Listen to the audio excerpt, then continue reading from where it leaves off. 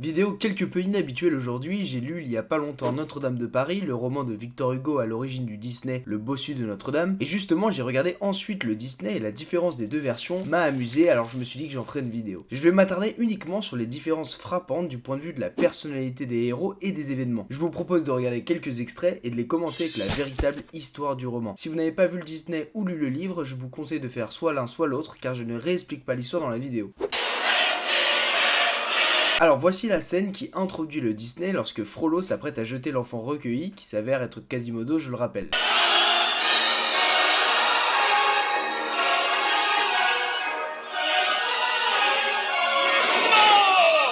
Cria l'archidiacre.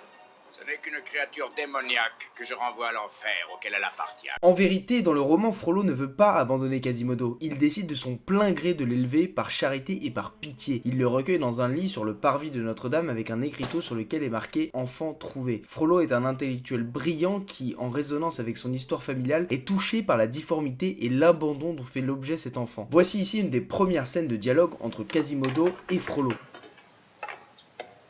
Réviserons-nous notre alphabet aujourd'hui? Oh, oui, maître.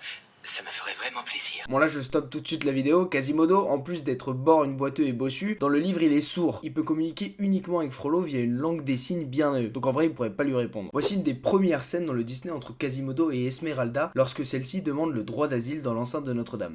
Comment un être si cruel a pu élever quelqu'un comme toi? Cruel? Oh, non, il m'a sauvé la vie. Il m'a adopté parce que personne ne voulait de moi. Je suis un monstre, vous savez. C'est lui qui te l'a dit? Regardez-moi. Donne-moi ta main. Pourquoi? Laisse-moi regarder. Une longue ligne de vie. Oh, et celle-ci me dit que tu es timide. Ça, c'est étrange. Quoi? Je ne vois aucune Aucune quoi? ligne de monstre.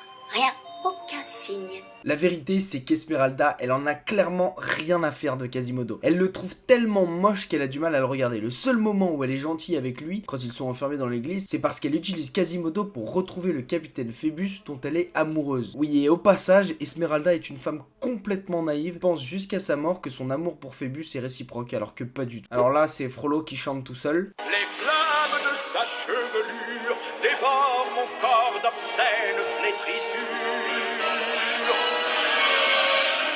Infernal, bacchanal, l'enfer noircit ma chair du péché. Et ça c'est totalement vrai. Frollo dans le livre, il est complètement possédé par Esmeralda au point de se rouler par terre devant elle de désespoir en la suppliant de l'aimer. La scène suivante témoigne de la bonté du capitaine Phébus dans le Disney. Réduisez-les en cendres, ces gens sont des traîtres qu'il faut châtier pour l'exemple. Avec tout mon respect, monsieur, mon rôle de soldat n'est pas d'assassiner des innocents. Mais votre rôle est d'obéir aux ordres.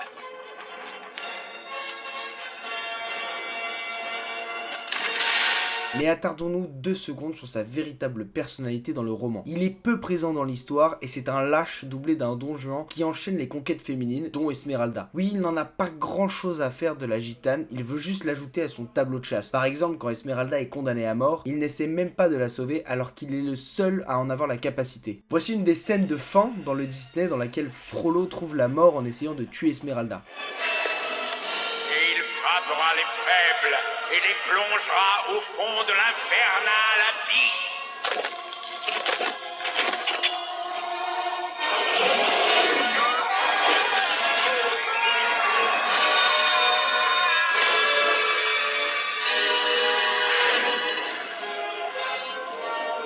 Quasimodo! Quasi!